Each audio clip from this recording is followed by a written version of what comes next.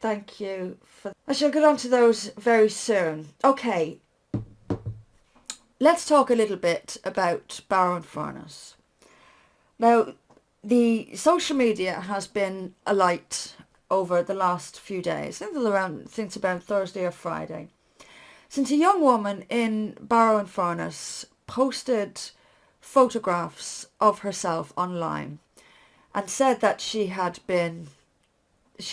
suffered a long time of rape and abuse at the hands of what she describes as Pakistani men in Barrow-in-Furness. The police, she has been arrested, she's currently in jail, she's being held on remand to face a magistrate in June. And there is absolute uproar about this. She's accused of perverting the course of justice and of making false allegations of rape. Now, the police statement on this was that they have a robust investigation, with the words they use, carried out a robust investigation into this, and could find no evidence of that kind of crime. So basically Asian Muslim men, active, so the kind of gangs that we see and that we are notorious in Rotherham, etc., and elsewhere, that there's no evidence of the presence of such gangs in Barrow-in-Furness. I want to take you back to 4 years ago, and I'll recount the story as best I can. I received an email from a supporter, and just to remind you again, folks, like and share. I received an email from a supporter, and she told me that friends of her family, she's friends with a family essentially, and their daughter had come home from school and said that she and her friend had been followed by a group of men that she described as Turkish looking. They shouted out the window at the girls to get in the car. They were initially one car, and then it became two cars, shouting out the window at them. Also, that they knew their names, and the girl in question wondered if they hadn't been, this is what she pondered to me, if they hadn't been looking at girls on Facebook. That was just her suggestion as to why he might have known her name. She insisted she'd never seen any of these men before. As I said, her friend was with her, and the two girls corroborated this story. And they took photographs of the cars, and having gotten home from school, told their parents, and the parents phoned the police and told the police about it. This was in August, I think the 8th, 9th of August. I received this message in December, telling me that the girls hadn't heard back yet from the police. So it happened in August. December, they hadn't yet heard back from the police, despite chasing it several times during that time. So I went up there. I went up to Barrow, and I met the girl in question. I went to her home. I met her family. Perfectly lovely people. Very worried about being perceived as racist. There was no sort of underlying far right going on here, as press seems to suggest every accusation like this is driven by. And I thoroughly believed her. I had absolutely no reason not to believe her. Everything she said to me rang true. And as this series of events went on, I discovered, in fact, that things she had told me were confirmed by other people. And as in the further it went on, the more I realised that this girl was telling me the truth. So I wrote her story. I wrote what she told me. I wrote her opinion, which is also what she told me, that she believes she's not the only girl in her school that this has happened to. I didn't relate it to any other case. I didn't know of any other case. I merely said what she had told me, what her view was. I didn't name any individual as a perpetrator. I didn't name any individual police officers as having committed any wrongdoing. I told her story. and this is part of the reason I know she was telling me the truth, one thing she told me was that a local journalist, she gave me his name, had been in touch with the police about this, and the police told him that she wanted to drop the case, and that is why they didn't follow up on it. Now, she insisted to me that this wasn't true. In no way had she told the police she wanted to drop the case. So given that she had told me that, I contacted the reporter that she mentioned. In other words, to confirm that he had asked the police about this case and the police told him she wanted to drop it. I wrote to that journalist and asked him to confirm that what she had said was true. He wrote back very quickly and confirmed that what she had said was true. He did. The police did tell him that she had decided to drop the case. So I knew, again, for the little bit of evidence for me, that this girl was telling me the truth. I knew in my gut. Anyway. So I published a story. It was published on Breitbart, and I put it on my own website, annemariewaters.org, which is now out of use. Having published this, and this is all perfectly lawful, by the way, I didn't name anyone, I didn't accuse anyone, I merely told her story. I contacted the police for their side of the story, and I contacted the journalist she named to me to confirm that this was true, and he did confirm it. So I wrote a perfectly lawful story for Breitbart. On the publication of this, now this might be a little bit of a pain, but bear with me. I'm conscious of the time, but do bear with me. And you know, I haven't thought about this for a long time, but I'm kind of pleased to get the opportunity to make this public, because it'll demonstrate to you what the media are actually like.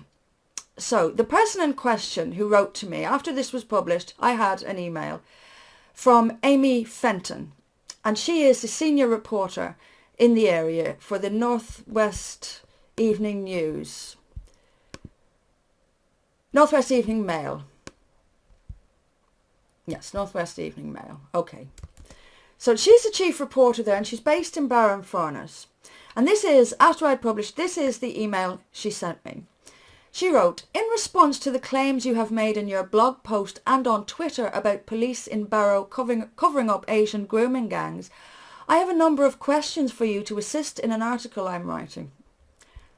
I doubt very much she was writing an article. Anyway, as the journalist who reported on the approximately 8 incidences of children claiming to have been approached by a man/men in a car in Barrow during August-September, your post and email to police reads very much like you, or Miss, the person who told me about the story, is assuming that the reports subsequent to Miss, the girl in question, her complaint are somehow similar. Now, in a roundabout way, what a fantastic writer, in a roundabout way, what she's saying is that I had suggested in my article that that the girls, I'm going to call her Michelle, that Michelle's complaint to me was somehow linked to other complaints which she had covered. I did nothing of the kind. I didn't mention other complaints. I simply said that she told me that she believed other girls had experienced the same thing. I didn't mention other complaints. So first off, she's wrong.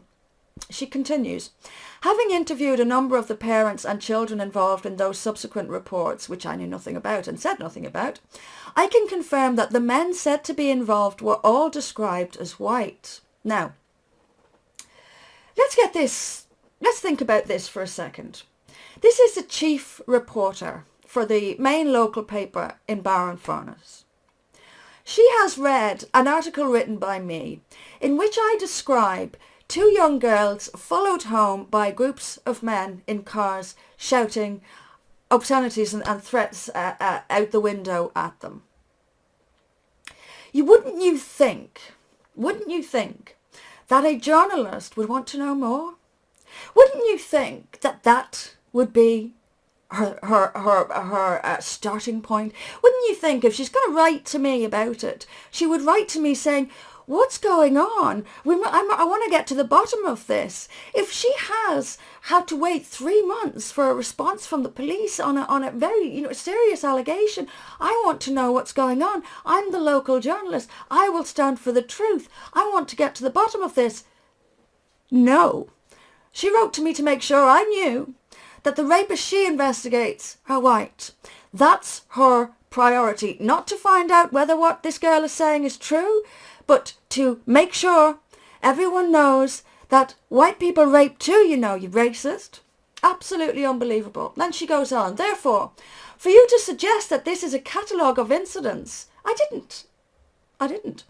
As you put it, Asian men in gangs sexually harassing girls, yes, that's what happened, is inaccurate. No, it isn't. No, it isn't inaccurate. That's exactly what I described.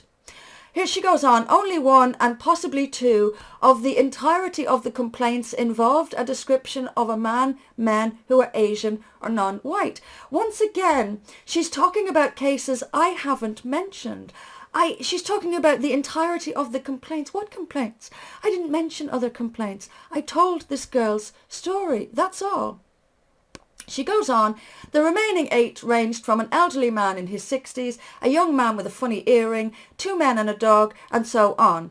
I'm aware of at least one which was actually proven to be a false report. Make sure you get that in there.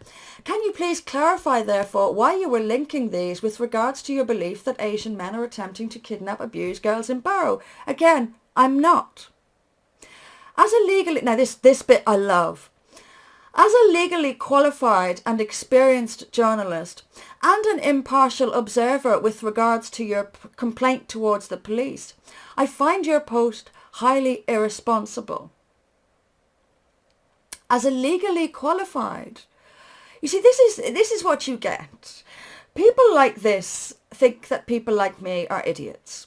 And they think if they pretend to be qualified at something, or they throw in a few big words, I will just simply pick my knuckles up off the ground, get too scared of those big words, and run for the hills. So you're legally qualified. Well, Amy, what legal qualification do you have? I have a degree in law. I did the postgraduate LPC, which is when you're finished your law degree, you split. You either do the LPC to become a solicitor, or you do the BVC to become a barrister. So I have a law degree, an LPC, and then I did about 2 years of clerking for family and criminal law around the central court, the courts of central London, including the Old Bailey, which was fantastic. I worked for the government legal service for about a year. So those are my legal qualifications. Amy, what are yours? I'd be very, very interested to know. That aside, I am a mother myself, and had I uncovered any suggestion that any of these incidents back in August, September were linked, I never said they were linked. Or B, there was evidence of an Asian gang patrolling the streets trying to kidnap children, I can assure you it would not have been dropped, and most certainly not covered up by myself. Now, this is a fascinating paragraph. I will carry on a bit later if I go over. If there was evidence of an Asian gang patrolling the streets, okay, let's clear a couple of things up here. And I know that Amy Fenton, given her legal qualifications, won't need to be told this, but just let's clear it up anyway. Evidence is a body of information. This is a criminal setting. Evidence is a body of information which is put towards a jury, who will then decide independently, based upon the evidence put to them, whether or not they believe that the prosecution in a criminal scene, which the prosecution must prove it, the defence only has to inject reasonable doubt, it's the prosecution that must prove their case.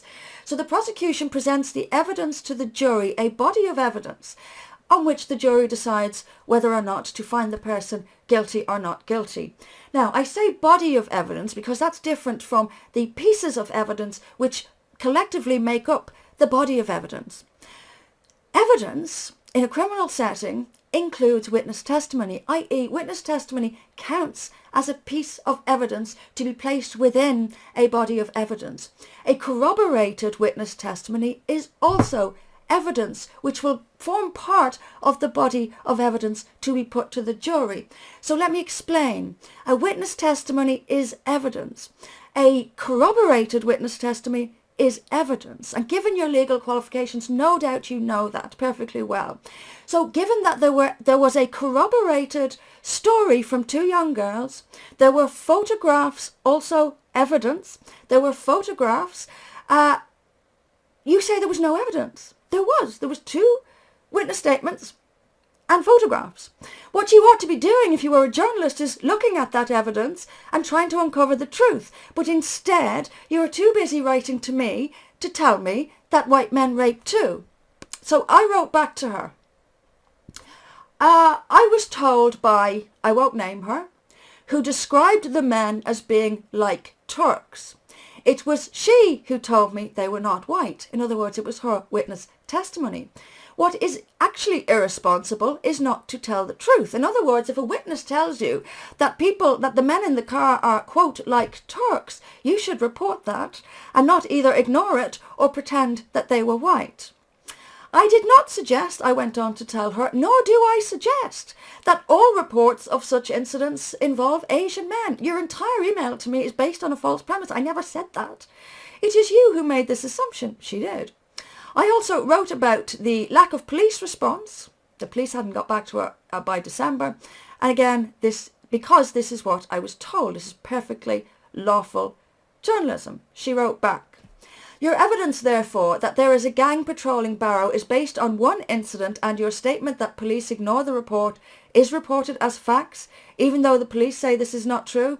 First, no, the police did not say it wasn't true. The police didn't actually deny it at all. I will show you what the police sent me. Now, she's saying, I wrote this report based on one incident and your statement that police... No, I based it on two witness statements and photographs. That's what I based it on. That's called evidence, Amy. She goes on, also, I understand you were sent on Monday a response from Cumbria Police. Do you mind asking why this was not used in your blog post? Now, it's a little bit of a glitch in this bit. I did write to the police and they did write back to me, and as soon as they did, I added their response to the website. But I'll show you in a minute that in any case, they didn't deny any of it. She writes, Peter Story is a colleague of mine. Now, Peter Story is the journalist that I contacted to confirm what Michelle had told me about the police telling him that she had asked them to drop the case. I know this is complicated. I do hope I'm being clear and that you're able to keep up. This is what she goes on. Peter Story is a colleague of mine, and having spoken to him today, he is incredibly concerned that his name is being used in your blog in such a way. So, either she is lying or he is, because he wrote back to me and I still have the email. I can show it to you right now, Amy. He wrote back to me. I copied and pasted what he told me into the article. So either you're lying in that you didn't speak to him that day, or he lied to you and said he didn't answer me back. He says the response you say he was given by police is not accurate. He's a liar. I still have the email from him. And by the way, this exchange between myself and Amy Fenton ended when I sent her the email from him confirming what the police had said. Nothing. Silence. Tumbleweed. End of game. They're both lying, or she's lying, or he's lying to her. She goes on, if your blog had been about an individual or easily identifiable individual forming part of a group, they might consider arguing that your accusations are in fact defamatory.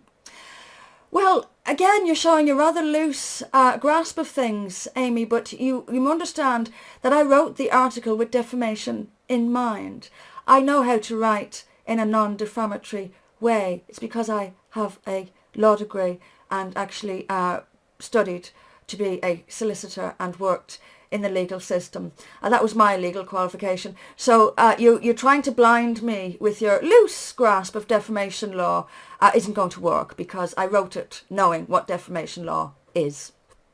So she finishes, as both Peter and myself have been embroiled in this as a result of our fair and accurate reporting, which is being misreported by you, nope.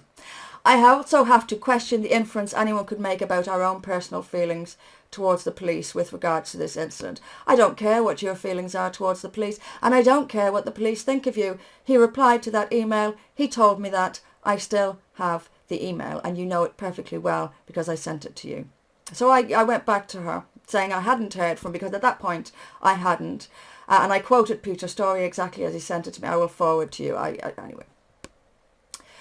So here's the last bit, I promise. Last bit.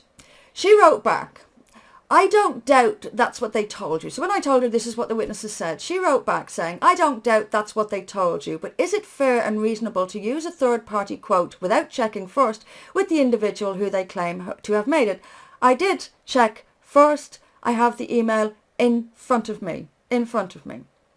Surely that's similar to me publishing a story which claims, for example, Anne-Marie Waters is a murderer because someone told me you were. I don't know whether you are that bad at understanding how defamation law works, or you think I'm an idiot and you can just throw around any nonsense and make it sound like you know the law. But that's an absurd example. But here's the bit. I have receipt of the email you sent to the police and their response to you. Perhaps you'd like to check your spam folder in case it's there. Anyone see an issue? Why did the police send her my email? Why are they sending emails from me to the local journalist? What relationship is there between the police and the local journalist? I don't expect my emails to be sent to local journalists. What's going on here? Just how close is this relationship? But absolutely finally, I want to show you what the police sent to me. Basically, well, I'm not going to read it all because I've read out enough, but I asked them about the photographs that had been taken and why the family have not yet been contacted. The answer is the incident has been dealt with by local police in Barrow. And he also, by the way, he told me in the introduction that he has spoken to local police. And if anyone involved has further information, where they're invited to contact local CID. Now, I know that the lady who first reported this to me contacted the police, asked, she also had photographs because the photographs were sent to her. She rang to the police, said, why don't you, I have the photographs, do you want to see them? They said they couldn't talk to members of the public about this. And how do I know that she's telling me the truth? Because that's what they're telling me as well. They're telling me in one breath to call the police and report anything, and then at another, we are not at liberty to discuss individuals. So any question I asked them was answered with, this incident has been dealt with. We are not at liberty to discuss this incident. This incident, all incidents are investigated, and should they come to light, they will of course be. At no point, actually, did they deny what I'd said in the article. At no point did they deny that she had been waiting 3 months for the police to contact her. At no point did they deny that they had told a journalist, who also confirmed it, that she decided to drop the case when she told me this is absolutely not true. Do you see the big picture here? Do you see the fuller picture here? Why?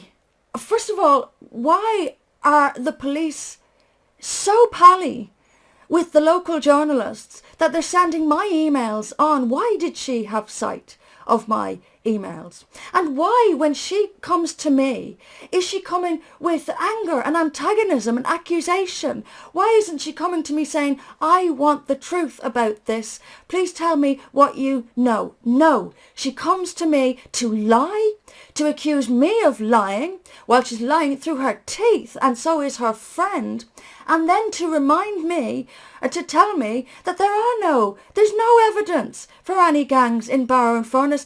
Yes, there is. I just told you about it. You don't want to know the evidence.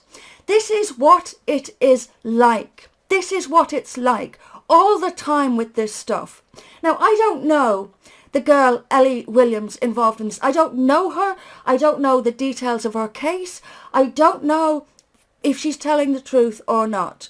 But I will say that I have experience of what it's like of the cover-up that goes on with the media and the police. And just to finish, when the police wrote back to me, they couldn't but finish off by telling me it would be totally wrong to think that this behaviour is confined to any particular group of people, as the reports of the police feature a cross-section of descriptions of people of different ages and appearances, some on foot, some in vehicles. That's the priority. They don't give a damn about these girls. They don't give a damn whether what she says is true or not. What they care about is silencing people like me who bring these things for the public to see, and they care about the mantra. It's white men are most rapists. It's the same rubbish over and over again. And I say, I don't know this girl. I don't know whether she's telling the truth or not. But looking at the bruises on her body, to my mind, I can see hand marks on the bruises on her legs. To my mind, finger marks are clear on those bruises. I may be wrong. If I'm wrong, I'll come back on a live stream and say, I was wrong. I've got egg on my face. I don't think that that's going to happen. Now, Maggie Oliver, the legendary Maggie Oliver, a woman who is responsible for bringing some of the biggest monsters in this country to justice, she is giving her full support to this young woman in Barrow. And while I'm at it, just to finish, and I really will finish on this, I said I'd mention the trust in the police. Go on social media and look this up. The trust in police and in the media is, I think, at an low. I can't imagine a functioning society with this level of mistrust or distrust, whatever the right word is there, in the police. It is extraordinary. So low is the opinion of the police in this country that they are happy to believe that the police would rather arrest and jail a rape victim than deal with the rape. That is how low the opinion of the police is in this country, and they have no one to blame but themselves. And for the decent police, the good people in the police who want to do a good job, if you are upset by this or hurt by this, it's unfortunate, but you also have no one to blame but the police and the hierarchy of the police. Now, if we are ever going to regain or rebuild trust in the police in this country, there needs to be a complete clean sweep at the top of every force in the country. The chiefs across the board need to be replaced with people who will prioritise the victims of rape. We also could do with one or two journalists who know what journalism is and who don't go about lying while accusing other people of lying. And I see also that now whether they call the North, I don't know why I can't get that newspaper's name into my head, Northwest Evening Mail. They are now calling for essentially feeling sorry for themselves. Now, while I unequivocally do condemn any threats that people are receiving, this doesn't give you the ability to avoid scrutiny. You know, we're getting into this situation, aren't we, where you can't criticise someone in case someone else responds with threats to violence. Well, I'm sorry, but being threatened doesn't mean that you avoid scrutiny. The law should deal with the person making the threats. It doesn't mean we can't criticise you. Get that straight. So, you know, you can feel sorry for yourselves if you like. You should see the abuse I get because the press calls me far right when I'm nothing of the kind. But you don't get to use people are threatening me as a way of avoiding scrutiny. What is true will be told, and I will take no criticism for this detailed look at this woman's behaviour towards me 4 years ago. I make no apology for it because it's all true. And if she is receiving threats, the police should deal with that. That's unacceptable. But you do not get to escape scrutiny because you're receiving threats. Okay, so let's go to some